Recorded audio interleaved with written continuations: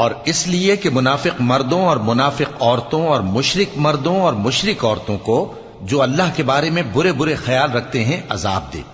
انہی پر برے حادثے واقع ہوں،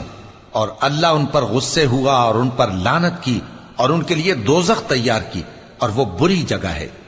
اور آسمانوں اور زمین کے لشکر اللہ ہی کے ہیں، اور اللہ غالب ہے، حکمت والا ہے۔ اے نبی، ہم نے تم کو احوال بتانے والا اور خوشخبری سنانے والا اور خبردار کرنے والا بنا کر بھیجا ہے، تاکہ مسلمانوں تم لوگ اللہ پر اور اس کے پیغمبر پر ایمان رکھو اور اس کی مدد کرو اور اس کی تعظیم کرو،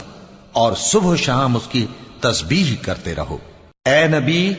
جو لوگ تم سے بیعت کرتے ہیں وہ در حقیقت اللہ سے بیعت کرتے ہیں، اللہ کا ہاتھ ان کے ہاتھوں پر ہے۔ پھر جو شخص عہد کو توڑے تو عہد توڑنے کا نقصان اسی کو ہے، اور جو اس بات کو جس کا اس نے اللہ سے عہد کیا ہے پورا کرے